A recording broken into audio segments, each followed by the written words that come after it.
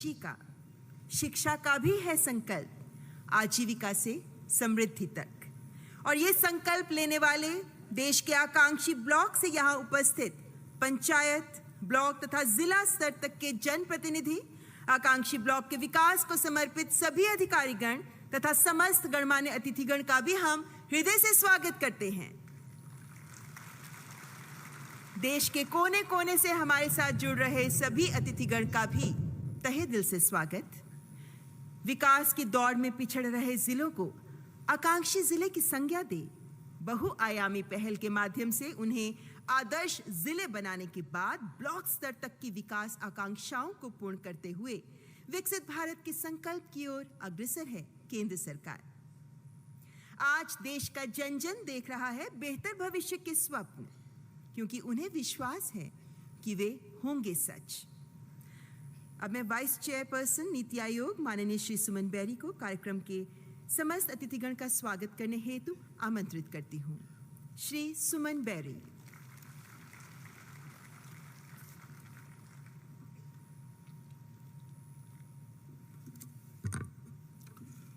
माननीय प्रधानमंत्री श्री नरेंद्र मोदी जी, भारत सरकार के मंत्रीगण, नीति आयोग के सदस्यगण, सीईओ नीति आयोग तथा भारत सरकार के सचिव, राज्य सरकारों के अधिकारी, जिला कलेक्टर, ब्लॉक अधिकारी, पंचायती राज संस्थानों के प्रतिनिधि, नीति आयोग के उपाध्यक्ष के रूप में संकल्प सप्ताह को शुभ आरंभ के लिए आप सभी का स्वागत करना मेरे लिए सम्मान की बात है। टीम इंडिया की सच्ची भावना में मुझे खुशी हो रही है कि केंद्र, राज्यों, जिलों, ब्लॉकों, गांव और नागरिक समाज से 3000 लोग आज यहाँ इकट्ठे हुए हैं और अन्य लगभग 2 लाख लोग वर्चुअली हमारे साथ जुड़ रहे हैं। इस वर्ष जनवरी माह में दिल्ली में मुख्य सचिवों के सम्मेलन में माननीय प्रधानमंत्री जी ने आकांक्षी ब्लॉक कार्यक्रम यानी कि एबीपी को लॉन्च किया था और इसके संचालन की जिम्मेवारी नीति आयोग को दी थी। एबीपी का लक्ष्य योजनाओं के सैचुरेशन के माध्यम से इंक्लूसिव विकास हासिल करना है। एबीपी स्थानीय योजना निर्माण पर ध्यान केंद्रित करता है और देश भर के विशेष रूप से चुने हुए 500 अविकसित ब्लॉकों को एक दूसरे से सीखने का प्लेटफॉर्म प्रदान करता है। माननीय प्रधानमंत्री जी द्वारा जनवरी 2018 में आकांक्षी जिला कार्यक्रम यानी एडीपी का लॉन्च किया गया था और इसका संचालन भी नीति आयोग कर रहा है। सबका साथ सबका विकास के सिद्धांत पर आधारित एडीपी शासन का एक ऐतिहासिक प्रयोग है जिसका उद्देश्य निश्चित समय सीमा में भारत के चुने हुए सबसे विकसित 112 जिलों में तेजी से परिवर्तन लाना था। इस कार्यक्रम ने डिसेंट्रलाइज्ड नागरिक केंद्रित सिटीजन सेंट्रिक नीति निर्माण में एक नया चैप्टर लिखा है और केवल 5 वर्षों में विश्व स्तर पे इसे बड़ी सफलता मिली है।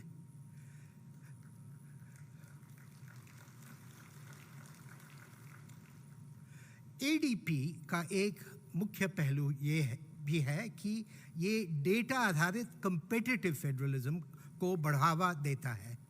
एडीपी के इन डिज़ाइन सिद्धांतों से सीखकर एबीपी को हम अगले स्तर पर ले जा रहे हैं। कहने की ज़रूरत नहीं है कि एबीपी की सफलता सबके प्रयास से ही संभव होगी। इस विषय में माननीय प्रधानमंत्री जी आज हमारा मार्गदर्शन करेंगे। मुझे पूरा विश्वास है कि एबीपी कार्यक्रम के माध्यम से हम श्रेष्ठ भारत, विकसित भारत के लक्ष्य को ज़रूर प्राप्त करेंगे। धन्यवाद।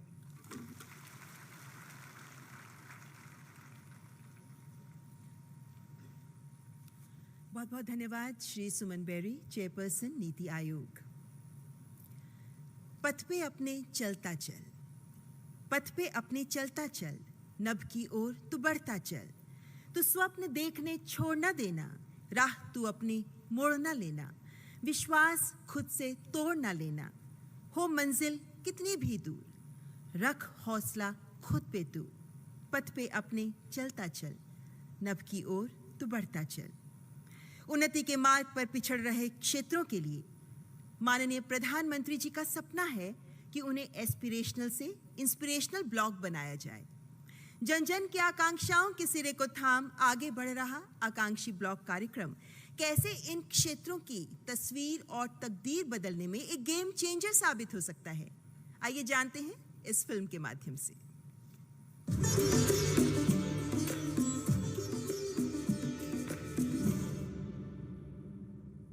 आज की सरकार की प्राथमिकता है वंचितों को वरीयता। आज की सरकार एस्पिरेशनल डिस्ट्रिक्ट तक जा रही है, एस्पिरेशनल ब्लॉक्स तक जा रही है। आज की सरकार देश के सीमावर्ती गांवों को आखिरी गांव न मानकर उन्हें फर्स्ट विलेज मानते हुए काम कर रही है।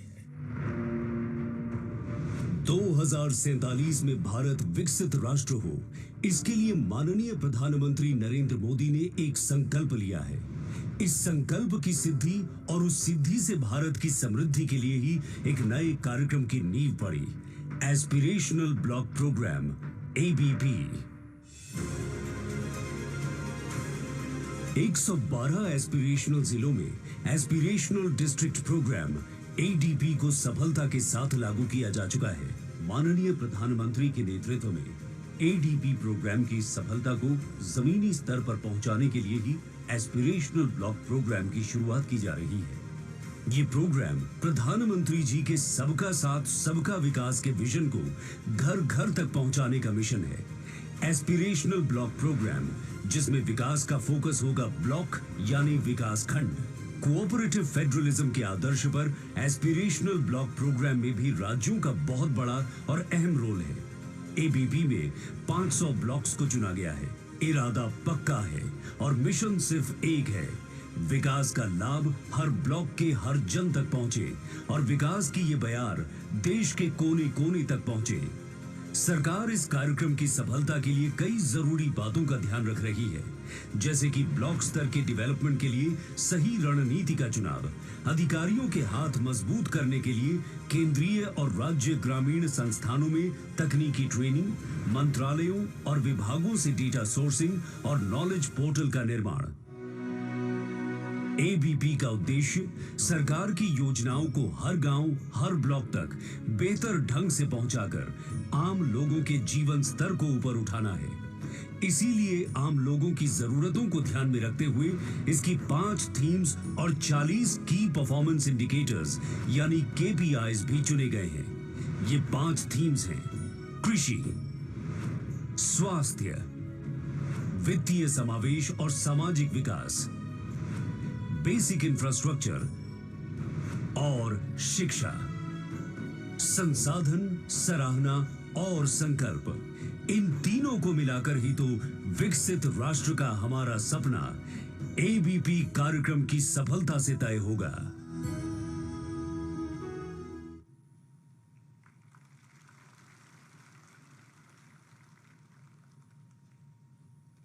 वास्तव में नीति सही हो और नेतृत्व सक्षम तो कोई भी लक्ष्य असाध्य नहीं है। देवी और सज्जनों, देशवासियों के सपने देश को रचने में उनकी हिस्सेदारी सुनिश्चित करते हैं। केंद्र सरकार का प्रयास है कि इसे संभव करने के लिए एक पारदर्शी व्यवस्था प्रदान की जाए, जिसके माध्यम से सभी हितधारक साथ चलें, साथ मिलकर आगे बढ़ें। इसीलिए आज एस्पिरेशनल ब्लॉक प्रोग्राम पोर्टल का शुभारंभ किया जा रहा है। मैं माननीय प्रधानमंत्री जी से सादर अनुरोध करती हूं कि कृपया रिमोट का बटन दबाकर aspirational block program portal champions of change launch करें।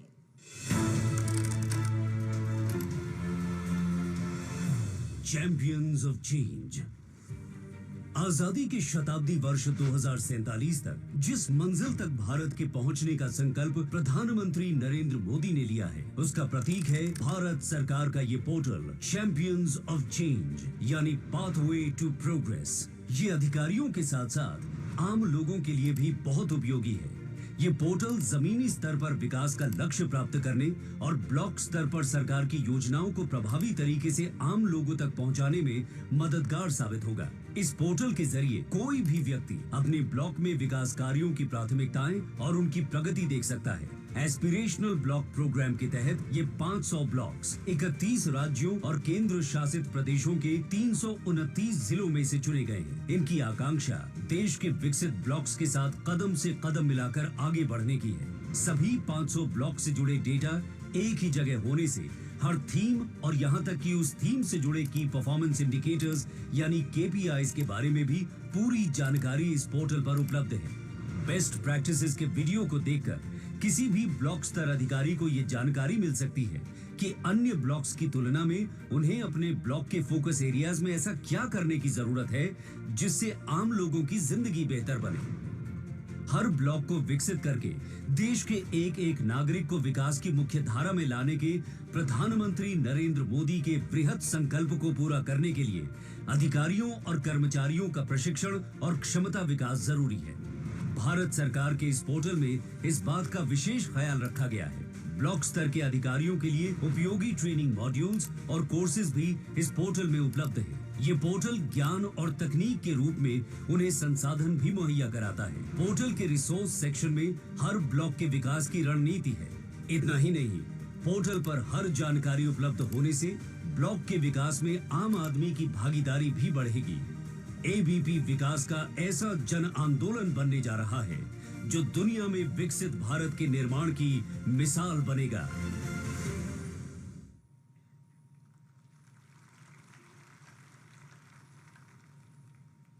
बहुत बहुत धन्यवाद माननीय प्रधानमंत्री जी। और अब कार्यक्रम को आगे बढ़ाने से पहले मैं माननीय प्रधानमंत्री जी से सादर अनुरोध करती हूँ कि कृपया मंच पर पधारें। धीर गंभीर बन सदा सुधीर, विश्व पटल पर भारतवर्ष के मान सम्मान का गौरवगान कराने वाले जननायक, भारत के कर्मयोगी प्रधान सेवक आदरणीय प्रधानमंत्री जी, जिनके संकल्प व समर्पण से उत्पन्न नई ऊर्जा आत्मविश्वास आज भारतवासियों को प्रेरित कर रहा है। माननीय प्रधानमंत्री जी, जमीनी स्तर पर विकास को गति देकर जन कल्याण संभव करने वाले हमारे चैंपियंस ऑफ चेंज में से कुछ आज देश के विभिन्न हिस्सों से हमारे साथ जुड़ रहे हैं, जो आपसे संवाद करने को उत्सुक हैं। माननीय प्रधानमंत्री जी, सबसे पहले उत्तर प्रदेश के बरेली जिले के ब्लॉक बहड़ी से रंजना अग्रवाल जी हमारे साथ जुड़ी हैं, जो शुमाली के प्राइमरी स्कूल में स्कूल टीचर हैं। रंजना अग्रवाल जी।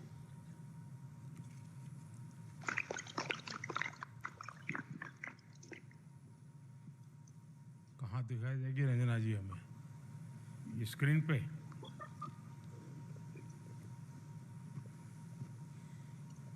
रंजना जी को मेरी आवाज सुनाई दे रही है? यस सर, मुझे आपकी आवाज आ रही है। रंजना जी नमस्कार। नमस्कार माननीय प्रधानमंत्री जी। रंजना जी बताइए किस विषय को लेकर के आप हमें कुछ बताना चाहेगी? सर, मैं आपको अपने विद्यालय, अपने इस ब्लॉक के बारे में कुछ बताना चाहूंगी। मेरा नाम रंजना अग्रवाल है। मैं कंपोजिट उच्च प्राथमिक शाहपुर डांडी विकास खंड बहेड़ी जिला बरेली में शिक्षिका के रूप में कार्यरत हूँ। सबसे पहले तो हम आपका आभार प्रकट करते हैं कि आपने हमारे विकास खंड बहेड़ी अपने आकांक्षी ब्लॉक प्रोग्राम के तहत चुना। इस समय हम एक सरकारी विद्यालय के ऑडिटोरियम से अपने शिक्षक साथियों और बच्चों के साथ आपको सुन पा रहे हैं। मैं आपको ये बताना चाहूंगी कि सर, ये ऑडिटोरियम जो आप देख सकते हैं हमारा सरकारी योजनाओं के अंतर्गत ही बना है। चलिए, बहुत बधाई इतने बढ़िया इंफ्रास्ट्रक्चर के लिए।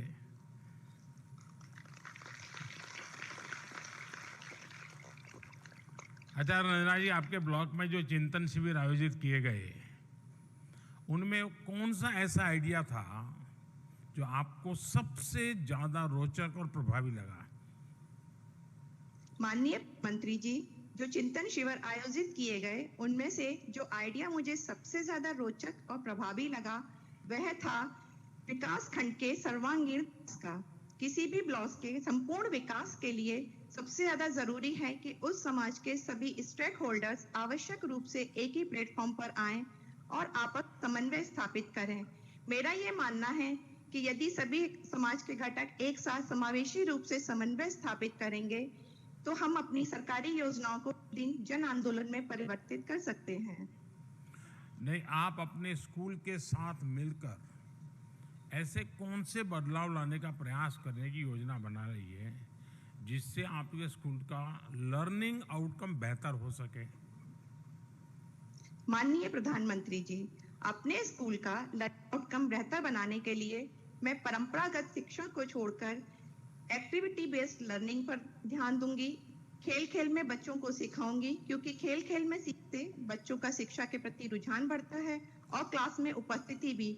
इसके साथ साथ मैं बाल सभा, प्रार्थना सभा में नई नई गतिविधियां जैसे म्यूजिकल पीटी, योग, छोटी छोटी कहानियां, शैक्षिक भ्रमण आदि के द्वारा बच्चों को सिखाऊंगी। इसके साथ साथ मैं स्मार्ट क्लास का प्रयोग भी करूंगी, कि मेरा ये मानना है कि आधुनिकता के इस युग में यदि हम बच्चों को टेक्नोलॉजी से नहीं जोड़ेंगे तो वह पिछड़ जाएंगे। इसलिए और विजुअल बेस्ड लर्निंग से प्राप्त ज्ञान बच्चों में अधिक स्थायी रहता है। सर, मैं आपको एक बात और बताना चाहूंगी। मेरे जिले में लगभग 2500 से अधिक सरकारी विद्यालय हैं और ये बताते हुए बहुत खुशी हो रही है कि मेरे सभी विद्यालयों में 100% स्मार्ट क्लास उपलब्ध हैं। नहीं, मान लीजिए कि कोई स्मार्ट क्लास नहीं है, क्योंकि यहाँ देश भर के लोग आपको सुन रहे हैं। कोई एक मुझे प्रैक्टिकली बताइए कि जहाँ स्मार्ट क्लास नहीं है और उन बच्चों के साथ ऐसी कौन सी टेक्निक उपयोग करते, जो वर्णन आपने किया उसमें से एक चीज एग्जैक्टली करके मुझे बताइए। अगर स्मार्ट क्लास नहीं है तो मैं जैसे बच्चों को, छोटे बच्चों को खेल खेल के माध्यम से गिनती, पहाड़े और उनको वर्णमाला या अक्षर ज्ञान भी करा सकती हूँ। जैसे मैं उनके लिए प्ले कार्ड बनाऊंगी, उनको प्ले कार्ड के द्वारा दिखाऊंगी और उनको ये जोड़ कर भी कहूंगी कि 2 प्ले कार्ड उठाएं और उन्हें जोड़ करके एक नया अक्षर बनाएं और वो पढ़ के सुनाएं हमें। इसके साथ साथ सर अंकों के प्ले कार्ड बना के दूंगी, जिसमें उनको कहूंगी कि ये 2 प्ले कार्ड मैं उठा रही हूँ और बीच में मैं कोई भी साइन जैसे कि प्लस का, माइनस का, गुणा का उनको लगाऊंगी और बताऊंगी इसका उत्तर का जो प्ले कार्ड है वो आप उठाकर यहाँ रखिए। इस तरीके से भी सर मैं उनको सिखा सकती हूँ। ये आपके साथ 2-3 बच्चे बैठे हैं, वो कुछ बता सकते हैं मुझे? बताओगे? अच्छा, अपना नाम बता दो। My name is Kamu. क्या नाम? My name is Kamini. कामिनी। अच्छा, हिंदी बोल सकती हो? हाँ। अच्छा, वो भी टीचर को पूछना पड़ता है? शाबाश। देखिए, विकसित भारत की एक प्रमुख शर्त है हमारे देश के बच्चों की उत्कृष्ट शिक्षा हो। जब मैं आप और आप जैसे देश के हजारों शिक्षकों को इसके लिए काम करते देखता हूं और मैंने देखा है कि इतने इन्वॉल्व होते हैं टीचर, जैसे शायद कभी कभी तो लगता है वो अपने परिवार में अपने पोते पोती के लिए जितना टाइम नहीं देते हैं उतना कभी कभी स्कूल के बच्चों के लिए देते हैं।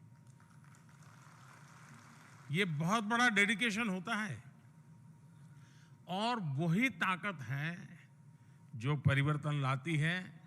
संकल्प से सिद्धि का रास्ता इसी समर्पण से जाता है, इसी कमिटमेंट से जाता है और उसी से हमें परिणाम मिलता है। मैं आपके माध्यम से आपको और इन दूर दराज क्षेत्रों में भी कठोर परिश्रम करने वाले, समर्पित भाव से शिक्षा के लिए जीवन जीने वाले सभी शिक्षक साथियों का भी मैं अभिनंदन करता हूं, धन्यवाद करता हूं। कौन है दूसरे? मंत्री जी, अब जम्मू कश्मीर के पूंछ जिले के मनकोट ब्लॉक से डॉक्टर साजिद अहमद हमारे साथ जुड़े हुए हैं। वे एनिमल हस्बेंड्री विभाग में ब्लॉक इंचार्ज हैं। डॉक्टर बताइए।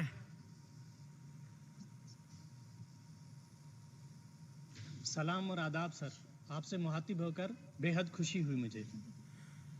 क्या शुभ नाम डॉक्टर आपका? सर मेरा नाम डॉक्टर साजिद अहमद है। मैं officer incharge animal husbandry Mankot से हूँ। कितने समय से इस काम को देख रहे हैं साजिद जी?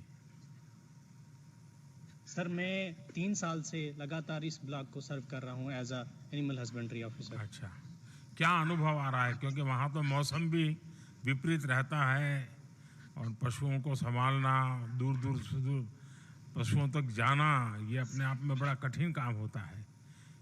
थोड़ा अपना अनुभव बताइए। जी सर, आपने ठीक फरमाया।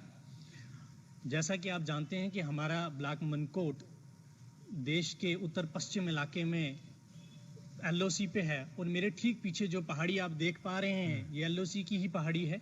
सर हमारे यहाँ अमूमन लोग ट्राइबल हैं और वो सालाना माइग्रेशन करते हैं, जिनमें ज़्यादातर लोग गर्मियों में अपने माल मवेशी को लेकर हाई पास्चर लैंड पे चले जाते हैं और सर्दियों के आते ही वो लो लाइंग एरिया की तरफ रुख अपना कर लेते हैं। इस सफ़र के दौरान जानी माली और जानवरों का नुकसान से बचाने के लिए हमने इनको ट्रक ट्रांसपोर्टेशन जैसी सुविधा फराहम की। इसके साथ साथ वेटनरी और मेडिकल अवेयरनेस कैंप्स भी ऑर्गेनाइज किए और सर हम ये भी कोशिश कर रहे हैं कि हम ट्रांजिएंट एकोमोडेशन भी उनको प्रोवाइड कर सकें। हमारे ब्लॉक मनकोट में गुज्जर और पहाड़ी दोनों लोग एक और समस्या से जूझते हैं, जिसमें जब वो सर्दियों में लो प्लेन्स एरिया में आ जाते हैं तो उनको फॉडर की कमी होती है। इसको मद्देनज़र रखते हुए feed and fodder development schemes के तहत हम ब्लॉक में फॉडर डिपोज एस्टेब्लिश कर रहे हैं ताकि बिना रोक टोक के हम इन्हें सर्दियों में भी फॉडर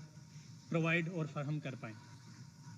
अच्छा, बीमारी की स्थिति कोई सीरियस नेचर का कोई समाचार आ जाए और पैंडेमिक की संभावना नजर आए तो इसमें आपके लिए क्या प्लानिंग होता है? सर जैसे कि लास्ट टाइम हमारे ब्लॉक में लंपी स्किन डिजीज की भी आउटब्रेक हुई थी, तो उसको मद्देनज़र रख के मैं आपको पर्सनल एक्सपीरियंस शेयर करना चाहता हूँ कि हमारे ब्लॉक में जब हमें ऐसी डिजीज़, नई डिजीज़ हमारे पास रिपोर्ट हुई तो सबसे पहले तो हमने हमारे हायर अथॉरिटीज़ को ये बताया कि हमारे यहाँ एक नई डिजीज़ आई है।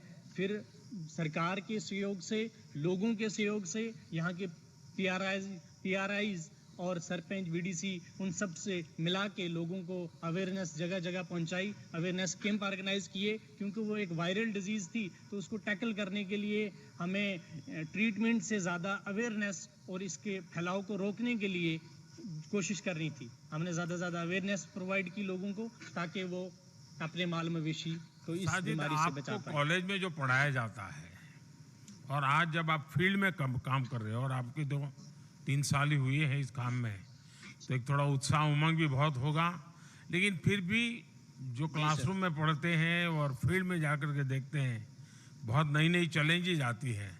क्या अंतर अनुभव करते हैं आप? जी सर, आपने ठीक फरमाया कि कॉलेज की जो पढ़ाई है और फील्ड का जो एक्सपीरियंस है उसमें बड़ा अंतर है।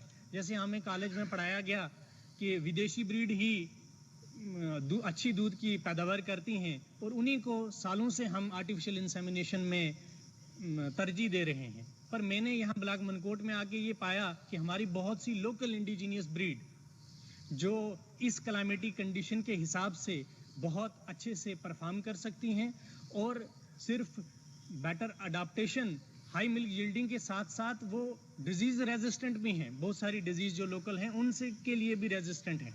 तो हम एस्पिरेशनल ब्लॉक डेवलपमेंट के प्रोग्राम के तहत और nationwide artificial insemination program के अंडर हम जो local high yielding indigenous breed हैं उनको प्रेफर कर रहे हैं, उनको प्रमोट कर रहे हैं और जो हमारा राष्ट्रीय गोकुल मिशन है उसको इम्प्लीमेंट कराने की कोशिश में लगे हैं। सजीद जी, एक तो यहाँ वेदर का बहुत बड़ा प्रॉब्लम रहता है, काफ़ी ठंड रहती है। जब बर्फ़, वैसे बर्फ़ का जम्मू पार्ट में तो थोड़ा कम रहता है लेकिन उधर तो बहुत रहता है। उस पशुपालन के काम में जो हमारे गुजर भाई बहन हैं उनको बहुत सारी दिक्कतें आती होगी।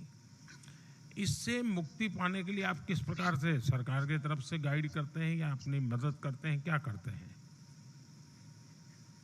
सर उसके लिए पहले तो हम उनको कुछ जर्नल गाइडलाइंस के तौर पे उनको अवेयर करते हैं कि आपने अपने माल मवेशी को किस तरीके से सर्दी के और बर्फबारी से बचाना है। जैसे कैटल शेड प्रोवाइड करवाते हैं थ्रू डिफरेंट गवर्नमेंट स्कीम्स के, जिनमें उनको हेल्प मिलती है, 50% सब्सिडी मिलती है कंस्ट्रक्शन में, उनके थ्रू हेल्प करते हैं। दूसरा हम ये करते हैं कि जब वो हाई पास्चर लैंड से माइग्रेट होकर नीचे की तरफ आ रहे होते हैं तो हम ट्रांसपोर्टेशन फैसिलिटीज़ प्रोवाइड करते हैं ताकि वो जल्दी से आ जाएं और रास्ते में जो बर्फबारी के चांसेस हैं उनको हम रिड्यूस कर पाएं।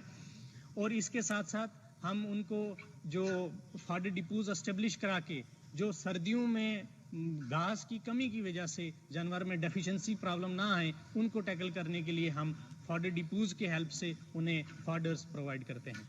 हमारे देश में एक कोविड वैक्सीन को लेकर के तो देश को पता है कि देश में 200 करोड़ से ज़्यादा मुफ्त वैक्सीन के डोज दिए गए, लेकिन बहुत कम लोगों को मालूम है कि हमारे देश में पशुओं के लिए फूट एंड माउथ जो डिसीज़ है उसके लिए मुफ्त में एक बहुत बड़ा वैक्सीनेशन का अभियान चल रहा है और पशु के लिए ये बहुत अनिवार्य भी है। आपके यहाँ उसमें क्या प्रोग्रेस हो रही है? सर जब से ये फ्री ऑफ कास्ट एफएमडी की वैक्सीन जो हम सरकार की तरफ से NADCP प्रोग्राम के अंडर आई है, हमने मास लेवल पे यहाँ लोगों को, क्योंकि ये एफएमडी डिजीज़ मोस्टली तब आती है जब जो हमारे यहाँ के ट्राइबल्स लोग हैं वो अपर रीचेस से लोअर लैंड में आते हैं, तो वहाँ से ये वायरस हमारे यहाँ लोअर प्लेन्स में भी स्प्रेड होता है। तो हम वहाँ पे भी वैक्सीन करते हैं डॉग्स में जाके, और यहाँ पे भी ऑलरेडी जो यहाँ लोग और जो जानवर रह रहे हैं इनको भी वैक्सीनेट कर देते हैं ताकि इस डिजीज़ की प्रेवलेंस को रोका जा सके और हमारे जो एफएमडी की वजह से जो लोगों की लिवलीहुड में और उनकी आमदनी में कमी आती है उसको टैकल कर सकें, और इसका बहुत बड़ा हमें रिजल्ट भी दिखने को मिल रहा है। साजिद जी, मुझे अच्छा लगा क्योंकि मैं किसी ज़माने में जम्मू कश्मीर इलाके में बहुत काम करता था।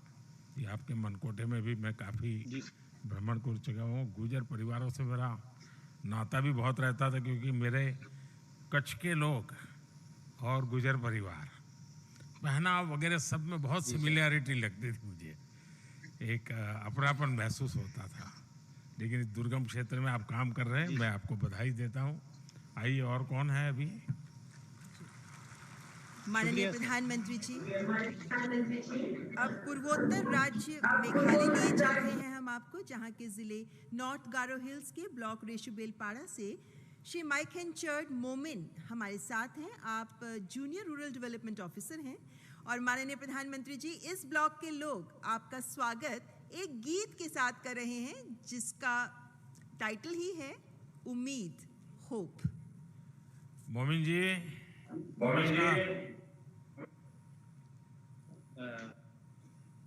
मोमिन जी, आपकी आवाज नहीं सुनाई दे रही है और मेरी आवाज कहीं को हो रहा है वहाँ। हाँ सर, आपका आवाज आ रहा है सर यहाँ पे। अच्छा मोमिन जी, अभी मैं कश्मीर में जहाँ बर्फबारी होती है वहाँ बात कर रहा था, और अभी गारो हिल्स के आप लोगों से जहाँ सबसे ज़्यादा बारिश होती है ऐसे क्षेत्र से बात कर रहा हूँ। और मैं, आप तो रूरल डेवलपमेंट के काम में लगे हैं, तो वहाँ पर इतनी बारिश और डेवलपमेंट के काम करने हो, घर बनाने हो, तो बहुत दिक्कतें आती होगी, काम भी प्रभावित होगा। इन समस्याओं का समाधान कैसे करते हैं? माननीय प्रधानमंत्री, आपने बिल्कुल सही सुना है। हमारा मेघालय में साल में 7 या 8 महीना बारिश होता है। हम क्या करते हैं, जितना हाउसिंग स्कीम जैसे कि प्रधानमंत्री आवास योजना ग्रामीण में कितना घर बनाना है, हम उसका डिमांड का हिसाब से हर घर और बेनिफिशियरीज को सामान स्टॉक करने के लिए पहले से हम लोग आदेश देता है। और सर जितना यहाँ पे डिपार्टमेंट है सबको मिलकर सर हम लोग एक टीम बनाता है मॉनिटर करने के लिए। और सर जब बारिश रुकता है सर उस टाइम हम लोग ये शुरू करता है। सर पहले तो सरकार जब घर बनाने का कार्यक्रम करती थी तो एक ही मॉडल बनाती थी।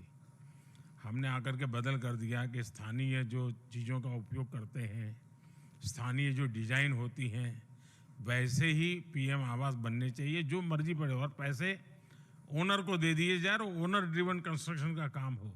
उसके कारण क्वालिटी में चेंज आया हो, लोकल मटेरियल का भारी उपयोग होता हो और उनके जीवन को ईज ऑफ लिविंग के लिए काम आता हो। ऐसा अनुभव आ रहा है क्या? हाँ प्रधानमंत्री जी, हाँ। अच्छा, आपके क्षेत्र में काजू भी बहुत होता है भाई, तो उसका उत्पादन और मार्केटिंग के लिए क्या करते हैं? सर जैसे कि यहाँ पे जो गारो हिल्स जितना खजूर मिलता है सर, हम आपको ये बताने के लिए सर हम यहाँ पे चाहते हैं कि सर ये गारो हिल्स का काजू है सर, ये देश में नंबर 1 क्वालिटी का खजूर है सर। और सर जो ये खजूर का प्रोडक्शन सर हम लोग बढ़ाने के लिए सर हम लोग अभी विलेज एम्प्लॉयमेंट काउंसिल यानी MGNREGS की तरफ और सर सेल्फ हेल्प ग्रुप की इन सब को हम लोग अभी सर यहाँ पे ये कैश्यू कल्टीवेट करने के लिए सर हम लोग मोटिवेट कर रहे हैं सर। और सर यहाँ पे आपसे सर एक है सर, क्योंकि यहाँ पे गारो हिल्स में सर खाली एक ही ये प्रोसेसिंग यूनिट है सर, जो अभी ये प्रोसेसिंग यूनिट सर यहाँ पे और ज्यादा होने से सर हम लोग का मार्केटिंग के लिए हम लोग अभी आगे बढ़ सकता है। और सर एक है सर, जैसे कि अभी ये गारो हिल्स का हमारा गारो हिल्स का जो खजूर है सर, इसके लिए हाईटेक मिलने से सर हम लोग का और मार्केटिंग में बहुत हेल्प करेगा सर। देखिए मोमिन जी, ये अच्छा किया आपने मार्केटिंग की बात कही। वैसे आपका काजू जैसा आप कह रहे हैं नंबर 1, आपका टर्मरिक हल्दी नंबर 1 है मेघालय का। अच्छा, मेघालय में तो घर घर में संगीत होता है और मैंने देखा है कि हर जगह पे संगीत के बड़े ग्रुप हैं। क्या कभी आपको विचार आता है कि आपकी रूरल डेवलपमेंट की जो स्कीम्स हैं उनको गीतों में ढाल करके जागृति लाई जाए? वैसे मेघालय स्वच्छता के लिए तो काफी आगे है, लेकिन ऐसे बहुत सारे काम हैं गीतों के माध्यम से, क्योंकि संगीत इतना पॉपुलर है आपके यहाँ। और अब तो बाहर भी जाते हैं आप लोग, मेघालय के बाहर जहाँ भी जाते हैं लोगों के दिल जीत लेते हैं। तो क्या इस प्रकार से एक रूरल डेवलपमेंट को काम करने वाले व्यक्ति जनता को जोड़ने के लिए, संगीत एक बहुत बड़ी ताकत है, म्यूजिक बहुत बड़ी ताकत है, क्या आप अपने जन भागीदारी के लिए इसका रास्ते में क्योंकि प्रयास करते हैं, क्या कर सकते हैं क्या? सर एक गाना है कि सर इनका मीनिंग है सर कि उम्मीद यानी सर होप। जैसे कि सर हम लोग अभी आपको धन्यवाद बोलना चाहता है कि सर आप ये ब्लॉग को आप एस्पिरेशनल ब्लॉग प्रोग्राम में हम लोग को क्या है सर, हम लोग का ये होप है और ये उम्मीद है कि सर हम लोग ये ब्लॉग को। तो ये होप वाला गीत गाते हैं क्या आप लोग? हाँ सर, जरा सुनाइए।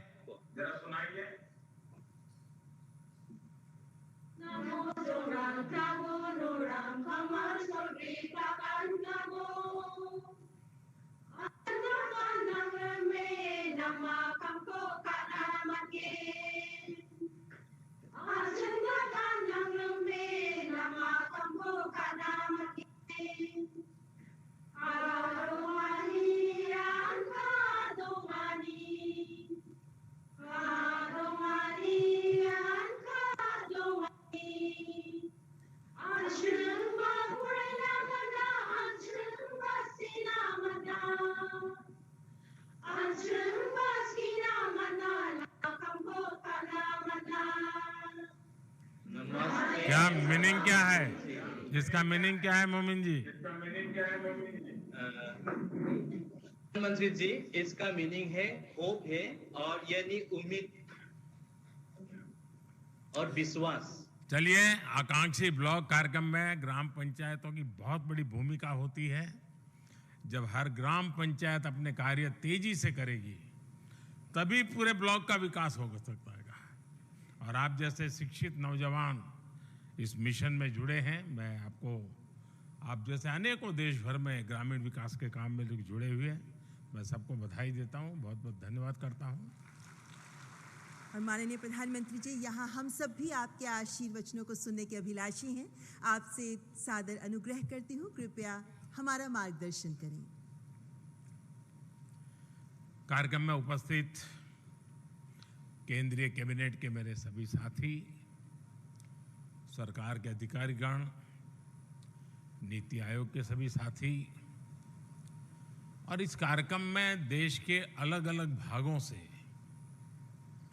अलग अलग ब्लॉक से, ग्रासरूट लेवल पे जो लाखों साथी जुड़े हैं,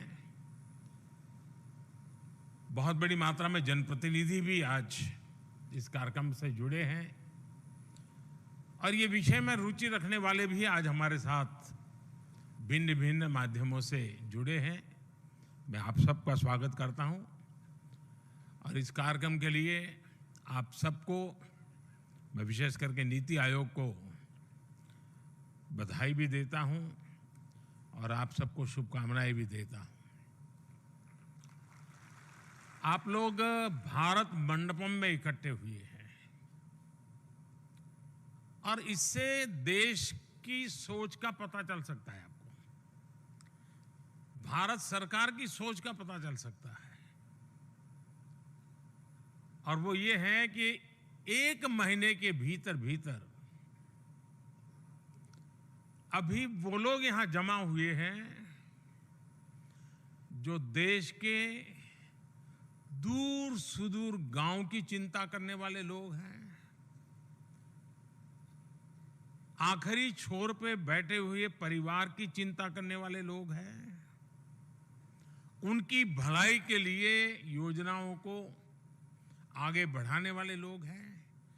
और इसी 1 महीने में यहां पर वो लोग बैठे थे जो दुनिया को दिशा देने का काम करते थे। यानी आप कैनवास का रेंज देख लीजिए। जिस भारत मंडपम में इसी 1 महीने में विश्व के गणमान्य नेता मिलकर के विश्व की चिंता कर रहे थे, उसी भारत मंडपम में मेरे देश के जमीनी स्तर पर बदलाव लाने वाले, मजबूती लाने वाले और हौसले बुलंद रख करके काम करने वाले मैं लाखों साथियों के साथ आज मिल रहा हूं। मेरे लिए गर्व की बात है। मेरे लिए समिट भी G20 से कम नहीं है।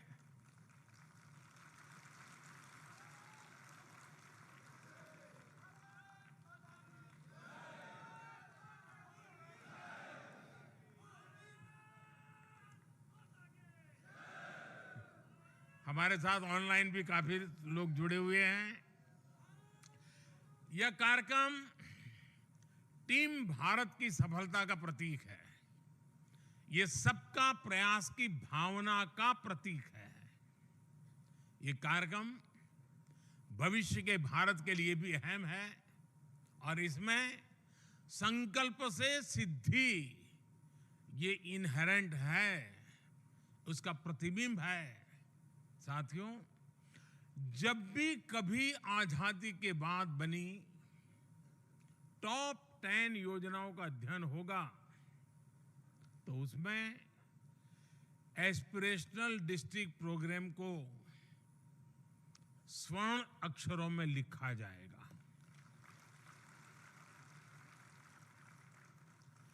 एस्पिरेशनल डिस्ट्रिक्ट प्रोग्राम ने,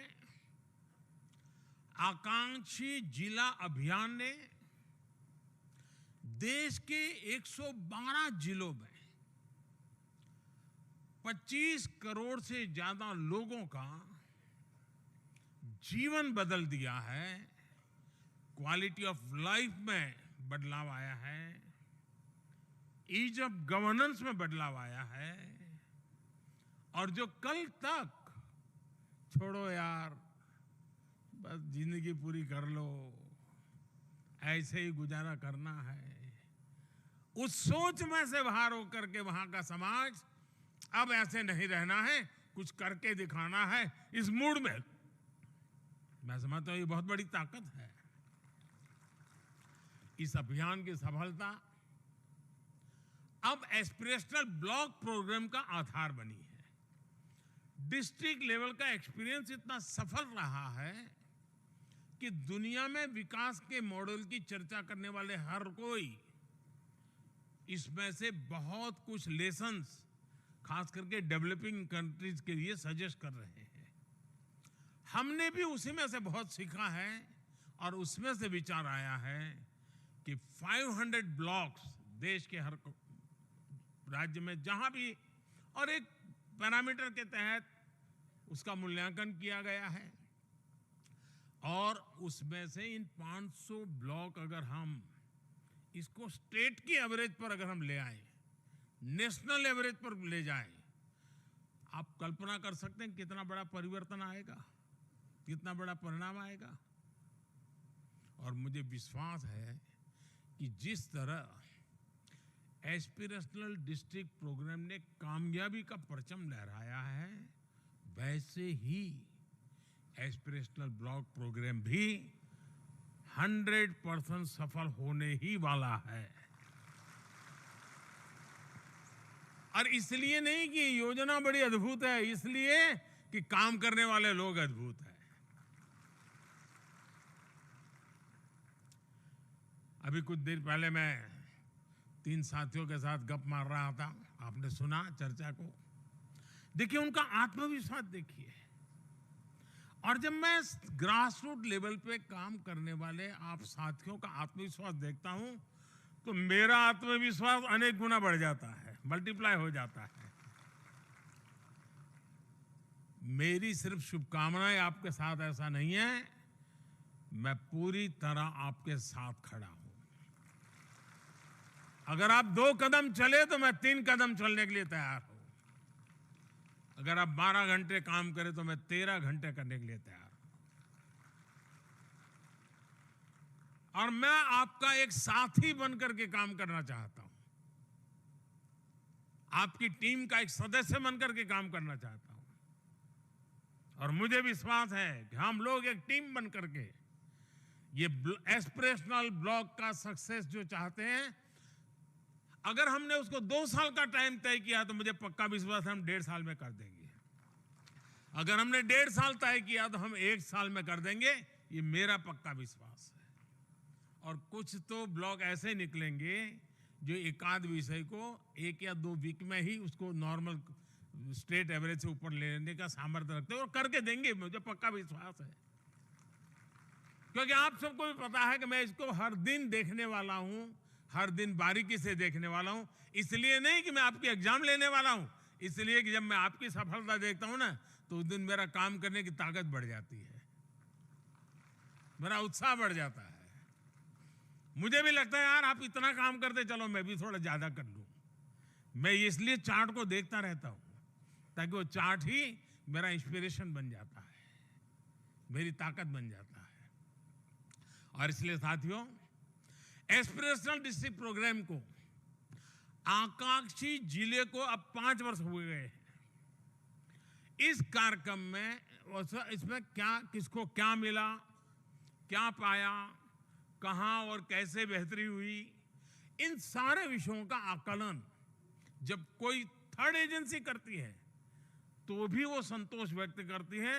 तो हम लोग तो जो साथ जुड़े हुए हमें संतोष होना बहुत स्वाभाविक है। आकांक्षी जिला कार्यक्रम से एक और बात तय होती है, अगर हम गुड गवर्नेंस की बहुत बेसिक चीजों पर ध्यान दें तो चुनौतीपूर्ण लगने वाला लक्ष्य भी हासिल हो सकते हैं। आकांक्षी जिला प्रोग्राम के लिए हमने बहुत ही सरल रणनीति के तहत काम किया है। आपने भी देखा है जब कोई बीमार होता है तो डॉक्टर के पास जाता है, वहां डॉक्टर पहले मान लीजिए उसको लगता है गंभीर बीमारी है, सर्जरी करने की जरूरत है, लेकिन डॉक्टर के अर्जेंसी है तो भी कहेगा नहीं अभी 15 दिन नहीं, पहले आपकी इम्यूनिटी ठीक होनी चाहिए, ताकि ऑपरेशन हो गए तो आपका शरीर रिस्पॉन्ड करे ऐसी स्थिति होनी चाहिए, उसकी क्षमता बढ़नी जरूरी होती है। और वो मरीज को भी उसी प्रकार के उपचार करता है, उसी प्रकार की मदद करता है, उसी प्रकार के तैयारी करवाता है। फिर जैसा ही बॉडी रिस्पॉन्ड करने योग्य हो जाए, फिर वो गंभीर बीमारी को हैंडल करने की दिशा में जाता है, सर्जरी करेगा, बाकी कोई आवश्यक है। तब तक वो गंभीर बीमारी को हाथ नहीं लगाता है। ये सुनिश्चित कर लेता है कि मरीज का शरीर सर्जरी के लिए तैयार है।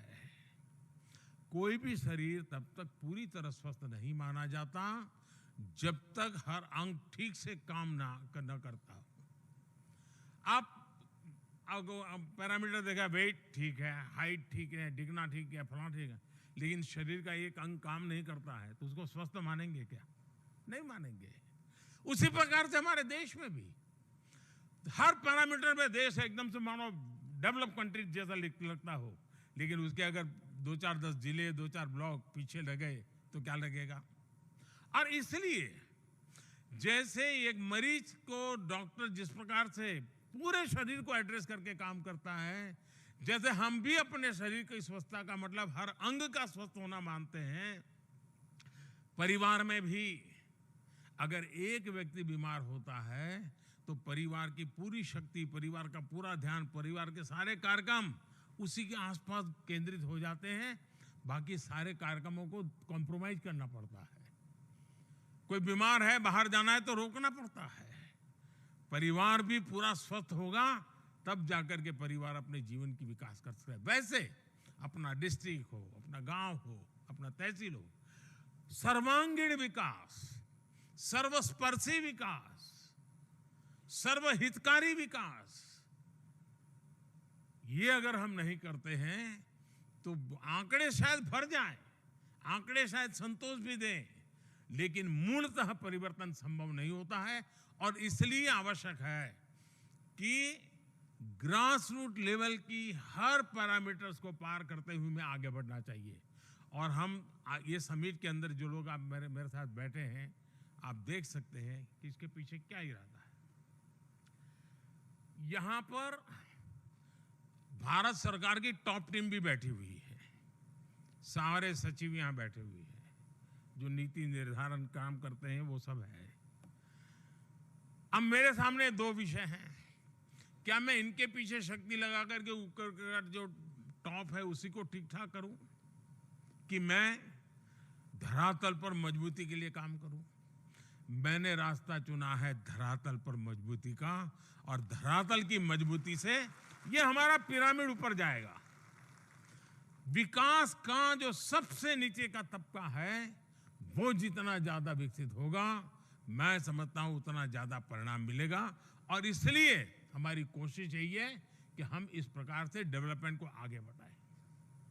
हमारी कोशिशें होनी चाहिए उसी प्रकार से जैसे ये हमने डेवलपमेंट ब्लॉक के लिए सोचा है। मैं सरकार के यहां सचिव बैठे हैं, उनको भी मैं आग्रह करता हूं 2 दिशा में और हम काम कर सकते हैं इस काम को आगे बढ़ाने के लिए। हर विभाग अपने काम के लिए, मान लीजिए पूरे देश में 100 ब्लॉक आइडेंटिफाई करें, और उनको पूरी दुनिया देखने की जरूरत नहीं है, उनके विभाग में कौन से 100 ब्लॉक है जो पीछे हैं। और अगर मानो हेल्थ को लगता है कि पूरे देश में 100 ब्लॉक सबसे पीछे हैं, तो भारत सरकार का हेल्थ विभाग उन 100 को स्थिति सुधारने के लिए क्या काम करना उसकी रणनीति बनाएगा। शिक्षा विभाग अपने विभाग के लिए 100 ब्लॉक चुने।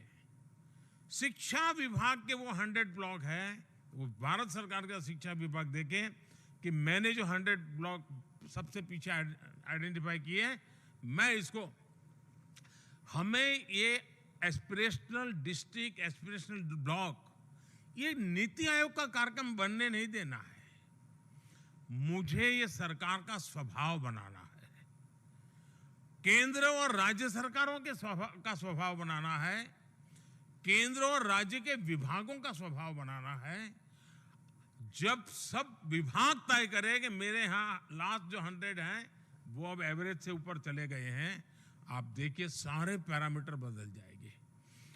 तो ये जो एस्पिरेशनल ब्लॉक है उसको काम करने का तरीका राज्य, डिस्ट्रिक्ट, उनकी इकाइयों के द्वारा होगा। लेकिन क्या देश में इस प्रकार से विचार कर करके हम इसको आगे बढ़ा सकते हैं? और मैं मानता हूं कि उस दिशा में हमने प्रयत्न करना चाहिए।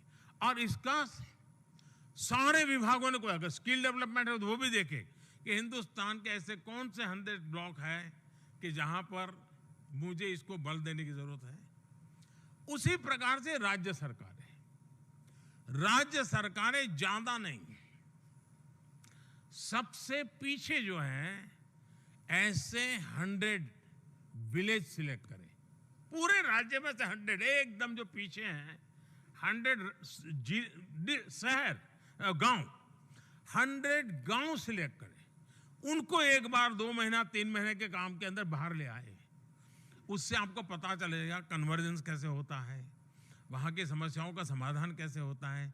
वहाँ पर अगर स्टाफ नहीं है, वहाँ पर रिक्रूटमेंट की जरूरत है, रिक्रूट करना है।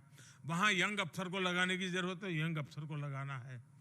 अगर एक बार उनके सामने मॉडल हो गया कि उनके 100 विलेज को उन्होंने 1 महीने में ठीक कर लिया, तो वो मॉडल उनके 1000 गांवों को ठीक करने में देर नहीं करेगा, वो रिप्लिका होगा, परिणाम मिलेगा।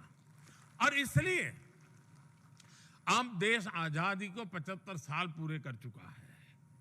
हम 2047 में देश को विकसित भारत के रूप में देखना चाहते हैं, डेवलप कंट्री के रूप में देखना चाहते हैं। और डेवलप कंट्री का मतलब ये नहीं है कि दिल्ली, मुंबई, चेन्नई के अंदर जहां भव्यता दिखे और हमारे गांव पीछे रह जाएं। हम उस मॉडल को लेकर के चलते नहीं है। हम तो 140 करोड़ लोगों के भाग्य को लेकर के चलना चाहते हैं, उनके जीवन को बदलाव करना चाहते हैं, और उसके लिए जो पैरामीटर तय किए हैं। और मैं चाहता हूं कि इसके बीच में कंपटीशन का भाव है। मैं तो जब एस्पिरेशनल डिस्ट्रिक्ट को रेगुलरली देखता था, मुझे इतनी खुशी होती थी। एक तो उसमें ऐसे ही चीजें भरने के लिए कोई सुविधा ही नहीं है। जब तक ये धरती पर वेरीफाइड इंफॉर्मेशन ना हो, ऐसे आंकड़े भरने से कोई होने वाला काम नहीं है, तो करना ही पड़ता है, ऐसा काम है। लेकिन मैं देख रहा था कि कुछ डिस्ट्रिक्ट के अफसर इतने उत्साहित थे कि हर दिन, 2 दिन में, 3 दिन में वो अपने परफॉर्मेंस को अपलोड करते थे, इंप्रूव करते थे। और फिर मैं देखता था पहले 6 महीने में लगता था आज ये डिस्ट्रिक्ट आगे निकल गया, तो फिर 24-48 घंटे में पता चलता यार ये तो पीछे रह गया, वो उससे भी आगे चला गया। फिर 72 घंटे में पता चल, देखो वो तो उससे भी आगे। यानी इतनी पॉजिटिव कॉम्पिटिटिव नेचर बन गया था, उसने परिणाम लाने में बहुत बड़ा बदलाव दिया है। और इससे सबसे बड़ा फायदा ये हुआ है कि पहले, मेरा तो अनुभव है, मैं गुजरात में काम करता था, हमारे यहाँ कच्छ डिस्ट्रिक्ट में अगर किसी अफसर को ट्रांसफर होता था तो उसके सारे कलीग उसको सबसे कहते रहे, सरकार से झगड़ा है क्या, क्या मुख्यमंत्री जी तेरे से नाराज है क्या तुम्हारा पॉलिटिकल कोई प्रॉब्लम है क्या, तुझे पनिशमेंट पोस्टिंग क्यों दिया गया। उसके साथ ही उसको टाइट करते थे और वो भी मानने लगता था मैं मर गया। लेकिन जब उस कच्छ डिस्ट्रिक्ट में भूकंप के बाद अच्छे अफसरों को लगाने की जरूरत पड़ी, सबको इंसेंटिव दिया गया, लगे। आज स्थिति ऐसी है गुजरात में कि कच्छ डिस्ट्रिक्ट में अगर अपॉइंटमेंट मिलती है तो ये सरकार का सबसे प्रिय अफसर माना जाएगा।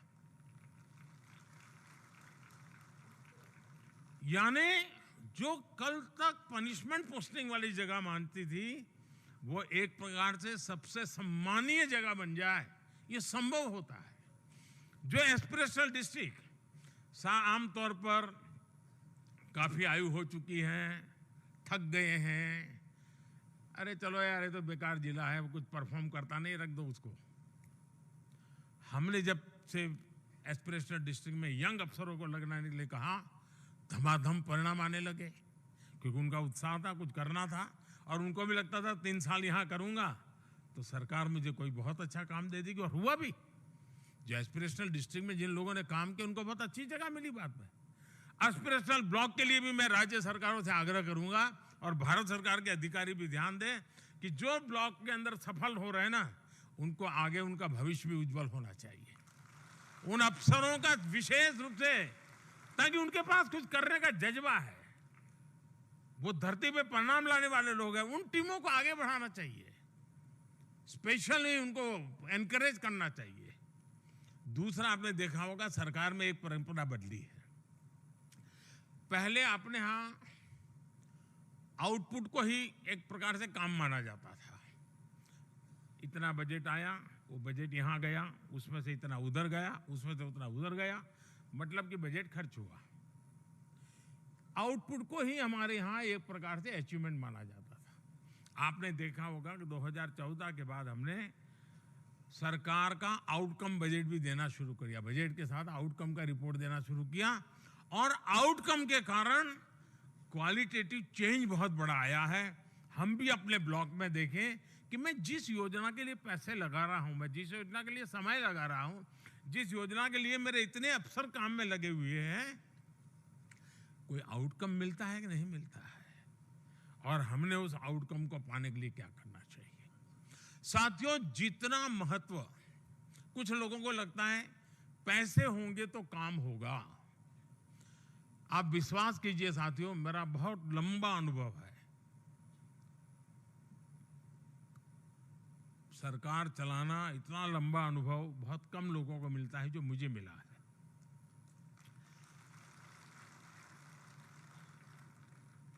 और मैं अनुभव से कहता हूं कि सिर्फ बजट के कारण ही बदलाव आता है, ऐसा नहीं है। अगर हम संसाधनों का ऑप्टिमम यूटिलाइजेशन और दूसरा कन्वर्जेंस, इसको अगर हम ध्यान दें तो हम ब्लॉक के डेवलपमेंट के लिए एक नए पैसा नया आने के बिना भी उस काम को कर सकते हैं। अब जैसे मान लीजिए मनरेगा का काम चल रहा है, लेकिन क्या मैंने प्लान किया है क्या कि मनरेगा काम वही होगा जो मेरे डेवलपमेंट की डिजाइन के साथ जुड़ेगा? मैं मनरेगा काम वही करूंगा ताकि मुझे जो रोड की मिट्टी डालनी है उसी रोड की मिट्टी डलवा दूंगा तो मेरा रोड का आधा काम तो हो ही जाएगा। कन्वर्जेंस हो गया। यानी जो कन्वर्जेंस करते हैं, अब पानी है, मान लीजिए कुछ इलाके हैं जहां पानी की दिक्कत है और आपका साल में 3-4 महीना उस पानी के लिए ही मशक्कत करनी पड़ती है, लेकिन आपने अगर मनरेगा में तय किया कि उस इलाके में सबसे ज्यादा तालाब बनाने, सबसे ज्यादा पानी स्टोरेज करना है, मिशन मोड में काम करना है, तो आपको अगले साल जो 4 महीना सिर्फ पानी के लिए 10-25 गांवों के पीछे बिगड़ते हैं बंद हो जाएंगे, आपकी शक्ति बच जाएगी। कन्वर्जेंस बहुत बड़ी ताकत रखता है जी।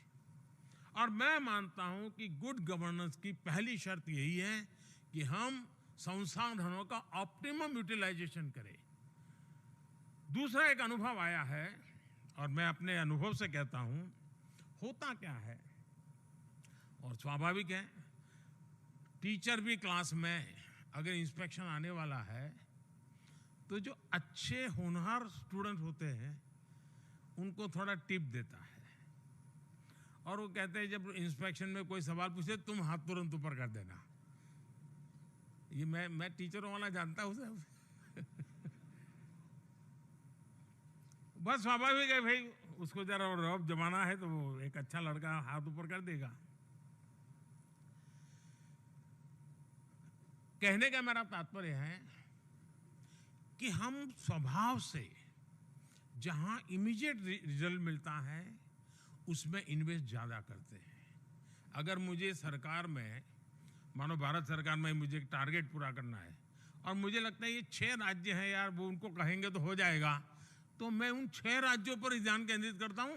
बाकी 12 राज्य जिसको जरूरत है लेकिन चूंकि उनका परफॉर्मेंस पुअर है तो मैं वो संसाधन उधर जाने नहीं देता, और मैं एक मीठी चाय में और 2 चम्मच चीनी डाल देता हूं। होता क्या है कि जो डेवलप हो चुके हैं, जो परफॉर्म कर रहे हैं, उनको इतना अधिक मिल जाता है कि वो संसाधनों का वेस्टेज होता है। अब देखिए आपके घर में एक जमाना था जब मैं पढ़ता था, मेरे तो नसीब में वो नहीं था, लेकिन मेरे साथियों को उनके मम्मी पापा कहते थे कि तुम अगर 10वीं में इतना नंबर लाओगे तो तुझे घड़ी ला करके देंगे, तुम 12th में इतना लाओगे तो तुझे घड़ी भेंट करेंगे। मेरे समय में ऐसा था। आज किसी भी घर के कोने में हाथ डालो 3-4 घड़ी ऐसे ही मिल जाती है। कुछ घड़ी तो ऐसी होगी उनको 6 महीने तक हाथ नहीं लगाया होगा, लेकिन एक गरीब के घर में एक घड़ी होगी तो वो घड़ी 365 दिन लगाएगा और संभाल करके रखेगा।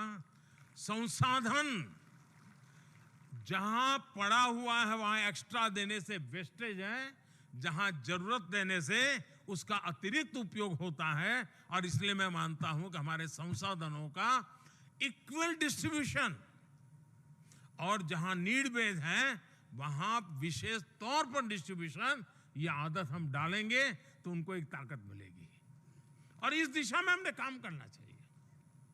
उसी प्रकार से आपने देखा होगा, कोई भी काम करना है, हम ये भ्रम में हैं कि सरकार सब कुछ कर लेगी। ये पिछली शताब्दी की सोच है दोस्तों। सरकार ही सब कुछ कर लेगी, इस सोच में से हमें बाहर आना चाहिए। समाज की शक्ति बहुत बड़ी होती है। आप सरकार को कहो कि तुम रसोई घर चलाओ, हमें मध्याह्न भोजन करना हो तो आंखों से पानी निकल जाता है। लेकिन हमारे सरदार भाई बहन लंगर चलाते हैं, लाखों लोग खाते हैं, कभी थकान महसूस नहीं होती। हो रहा है।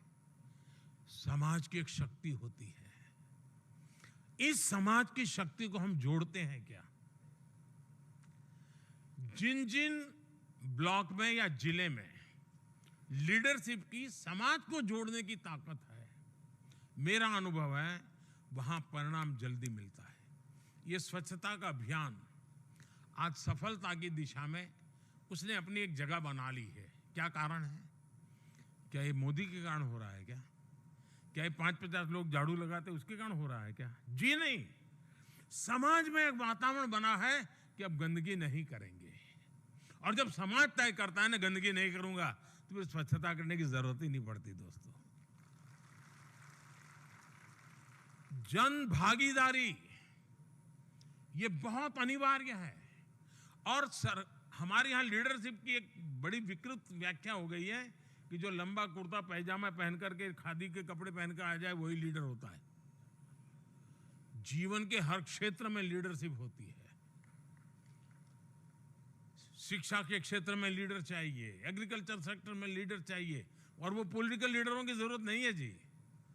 हमारे अफसर भी लीडर होते हैं, वे भी मोटिवेट करते हैं। हम ब्लॉक लेवल पर लीडरशिप कैसे बनाए, और ये जो संकल्प सप्ताह है ना, उसमें एक एक ग्रुप बैठने वाले हैं। उसका एक मकसद है टीम स्पिरिट। टीम स्पिरिट बनेगा तो लीडरशिप आएगी, टीम स्पिरिट बनेगा तो जन भागीदारी के नए नए आइडियाज आएंगे। आपने देखा होगा कि कभी कोई नेचुरल कैलेमिटी आती है, क्या सरकारी संसाधन उस नेचुरल कैलेमिटी को हैंडल कर सकते हैं क्या? देखते ही देखते इतनी बड़ी मात्रा में लोग जुड़ जाते हैं कि देखते ही देखते समस्याओं का समाधान करने लग जाते हैं, लोग करने लग जाते हैं। और उस समय हमें भी लगता है वाह, समाज ने इतनी बड़ी मदद कर दी, मेरा काम हो गया। अफसर को भी लगता है यार अच्छा हो गया, इन लोगों ने मदद की, मेरा काम हो गया। जो भी ग्रास रूट लेवल पे काम करते हैं उनको पता है कि इस प्रकार की जो समाज की शक्ति है उसको पहचानना, समाज की शक्ति को जोड़ना। हमारे स्कूल कॉलेज अच्छे चले अगर परिवार के लोग जुड़ते हैं, गार्डियंस जुड़ते हैं, पेरेंट्स आते हैं, आप देखिए वो स्कूल कभी पीछे नहीं रहेगा। और इसके तरीके ढूंढने चाहिए। मैं हमेशा कहता हूं कि भाई गांव का जन्मदिवस मनाइए। आपके यहाँ रेलवे स्टेशन है तो रेलवे स्टेशन का जन्मदिन ढूंढिए, रिकॉर्ड में मिल जाएगा, उसका जन्मदिन मनाइए। आपके यहाँ स्कूल 80 साल पुरानी होगी, 90 साल पुरानी होगी, 100 साल पुरानी होगी, स्कूल की जन्म तारीख निकालिए और उस स्कूल में पढ़ करके गए हुए जितने जिंदा लोग उनको एक बार इकट्ठा कीजिए। जन भागीदारी के तरीके होते हैं। जन भागीदारी का मतलब ये नहीं कि तुम डोनेशन दे दो। अब जैसे कुपोषण है, आंगनवाड़ी में कुपोषण की समस्या अगर मुक्त करनी है तो क्या बजट से होगी? वो एक तरीका है।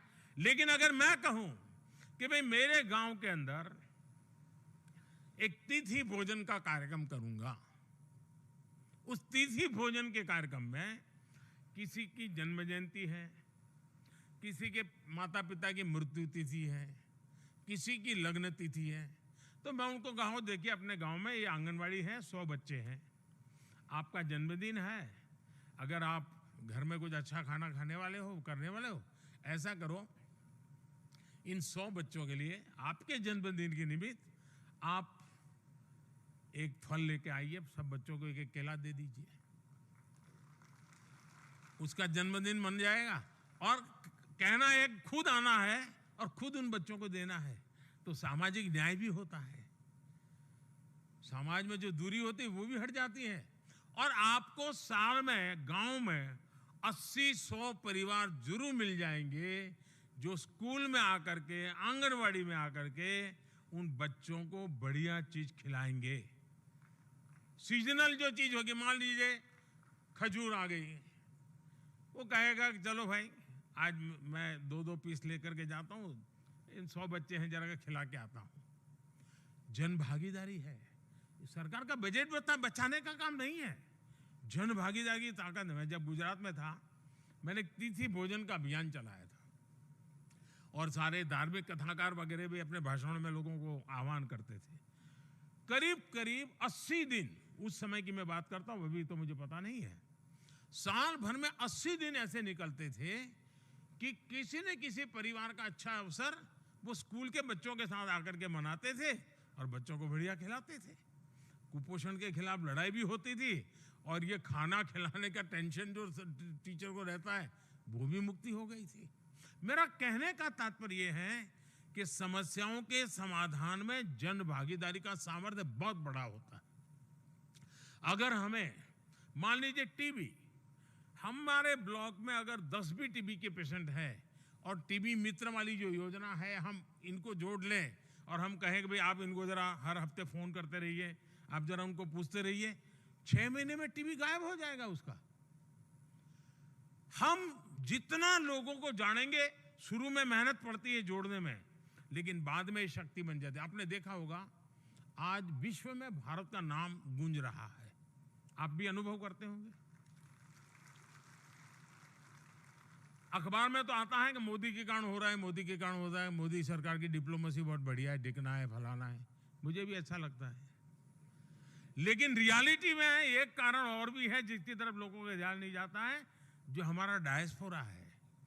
भारत से गए हुए लोग जो उस देश में रहते हैं, उनके अंदर जो सक्रियता आई है, उनके अंदर जो संगठित ताकत खड़ी हुई है, उनकी पब्लिक लाइफ में जो भागीदारी बढ़ी है, तो उन देशों के लोगों को भी लगता है कि यार ये बड़े उपयोगी लोग हैं और उसके कारण भारत उपयोगी लगने लगा है। यानी जन भागीदारी की ताकत अगर विदेश नीति में काम आती है तो जन भागीदारी की ताकत मेरे ब्लॉक में तो बड़े आसानी से आ सकती है साथियों। और इसलिए मैं आपसे आग्रह करता हूं कि ये जो संकल्प सप्ताह है उसका मैक्सिमम उपयोग कीजिए, खुले मन से चर्चा कीजिए, डिजाइन वर्कआउट कीजिए। उसी प्रकार से हमारे संसाधनों का उपयोग, हमारे यहाँ क्या होता है, एक ब्लॉक में 8-10 साइज व्हीकल होते हैं, ज्यादा तो होते भी नहीं, और कुछ ही अफसरों के पास व्हीकल रहते हैं। अब टूर ट्रैवल करने की जिम्मेवारी तो कई लोगों के पास है जिनके पास साधन नहीं होते हैं।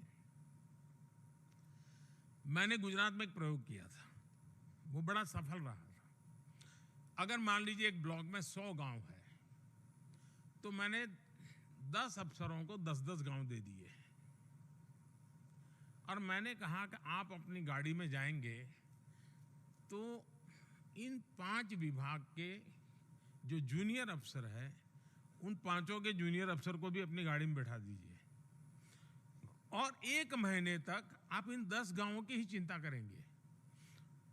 सभी विषय आप चर्चा करेंगे। आप भले एग्रीकल्चर विभाग के अधिकारी हैं, लेकिन आप उस गांव में जाकर के शिक्षा की भी चर्चा करेंगे, खेती भी चर्चा करेंगे, पानी की भी चर्चा करेंगे, पशु की भी चिंता करें, सारे दूसरे 10 गांव में, तीसरे। वो महीने भर उसको 10 ही गांव रहते थे, फिर 1 महीने के बाद बदल देते थे। अनुभव ये आता था कि साइलो खत्म हो गए, whole of the government approach आया, और ये जो 10 अफसर थे वो सप्ताह में 1 दिन बैठ करके अपने एक्सपीरियंस शेयर करते थे कि भाई उस इलाके में मैं गया था, मेरा विभाग तो शिक्षा है, लेकिन मैंने एग्रीकल्चर में ये चीज़ देखी है, पानी के क्षेत्र में उतने ही संसाधनों का ऑप्टिमम यूटिलाइजेशन होता था और परिणाम बहुत उत्तम आने लगे। और 10 अफसर ऐसे थे जिनको उस ब्लॉक की पूरी जानकारी रहती थी। वो होगा एग्रीकल्चर में, लेकिन उसको शिक्षा का भी मालूम होता था। वो शिक्षा में था, लेकिन उसको हेल्थ का भी मालूम रहता था। मैं समझता हूं हमने अपनी स्ट्रेटेजी बदलनी चाहिए। अगर हम गवर्नेंस की हमारी स्ट्रेटेजी बदलते हैं और हम हमारे संसाधनों का भरपूर उपयोग, और आज कम्युनिकेशन की ताकत भी है और कम्युनिकेशन समस्या भी है। आप आज लगता है कि मैं वीडियो कॉन्फ्रेंस से जानकारी ले लूँगा, मैं मोबाइल फ़ोन से जानकारी ले लूँगा। फिजिकल जाने का जो लाभ है ना साथियों, इसका कोई अल्टरनेट नहीं है। जो आज मैं अभी आपके साथ बोलता हूँ वो आप अपने गांव में रहे होते और हो सकता है मैं वीडियो कॉन्फ्रेंस में कोई नया नहीं कहता, यही कहता, लेकिन यहाँ आने के बाद आपके आंखों से आंख मिलाने के बाद जो ताकत आती है ना, वो वीडियो कॉन्फ्रेंस से नहीं आती है। तो और इसलिए हमारा फिजिकल जितनी जिम्मेवारी है फिजिकल जा करके करने की, उसमें कभी भी कॉम्प्रोमाइज नहीं करना चाहिए। हम जब स्थान पर जाते हैं हमें उसकी ताकत की पहचान मिलती है। ये जो एस्पिरेशनल ब्लॉक है, आपको शायद पहली बार जब ये सप्ताह चलेगा तो पहले कभी नहीं ध्यान गया होगा, आपके अपने साथियों के सामर्थ्य विषय में पहले पता नहीं होगा। कभी कभी तो नाम भी पता नहीं होगा, आपके ऑफिस में रोज मिलता होगा, नमस्ते भी हो जाती होगी, नाम भी पता नहीं होगा। लेकिन ये जब 1 सप्ताह आप साथ बैठेंगे, आपको उसकी शक्ति का परिचय होगा, उसकी विशेषताओं का परिचय होगा, और वही हमारी टीम स्पिरिट के लिए बहुत अनिवार्य होता है। और जब एक टीम बन जाती है तो इच्छित परिणाम अपने आप मिल जाते हैं। और इसलिए साथियों, मेरा आप सबसे आग्रह है कि हमें 3 महीने के भीतर भीतर, मान लीजिए आप एक 30 पैरामीटर में पीछे हैं, 5 पैरामीटर ऐसे तय कीजिए जिसमें हम पूरी तरह स्टेट के एवरेज से बाहर आ जाते हैं, कर लीजिए तो आपका कॉन्फिडेंस बढ़ेगा। यार 5 में हो गए तो अब तो 10 में हो सकते हैं। और इसलिए हम स्कूल में भी पढ़ते थे तो टीचर क्या पढ़ाते थे, जब एग्जाम में बैठते हो ना, जो इजी आंसर है वो पहले लिखो, ऐसा सिखाते थे। तो वो टीचर ने सिखाया वो अभी भी काम में आता है। आप भी आपके यहाँ जो सरल चीजें हैं उसको सबसे पहले सॉल्व करके उसमें से बाहर निकल जाए। तो अगर 40 चीजें हैं तो 35 पर पहले आ जाइए। धीरे धीरे करके एक एक समस्या से निकलते जाएंगे। आप देखते ही देखते आपका ब्लॉक एस्पिरेशनल में से औरों का एस्पिरेशन बढ़ाने का एस्पिरेशन बन जाएगा जी। वो अपने आप में एक इंस्पिरेशन बन जाएगा।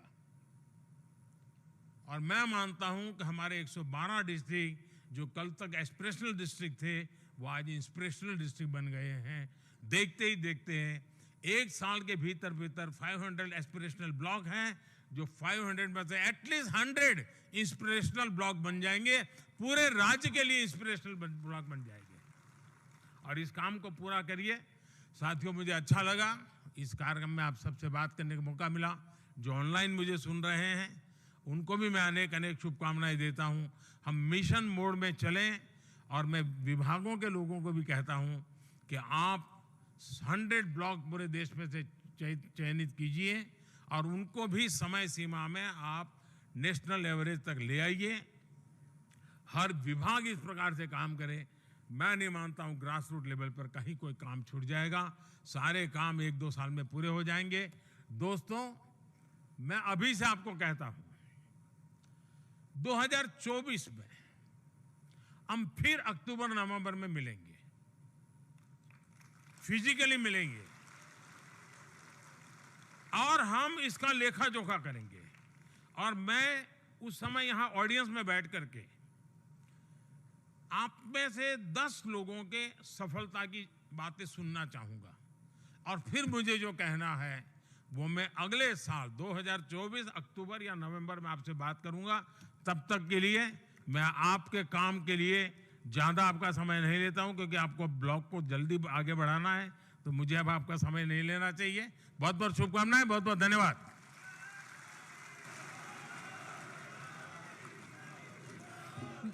आपके मार्गदर्शक शब्दों के लिए माननीय प्रधानमंत्री जी, आपका हृदय से आभार। आपके प्रेरणादायी शब्दों ने हमें नई ऊर्जा दी है। आपका आभार माननीय। आपके आश्वासन ने हमें नया आत्मविश्वास दिया है। आपने हम पर जो विश्वास प्रेषित किया है, हम उस पर खरे उतरने का पूरा प्रयास करेंगे। माननीय प्रधानमंत्री जी, आपका हृदय से आभार। आज हमारे देश के आकांक्षी ब्लॉक्स इंस्पिरेशनल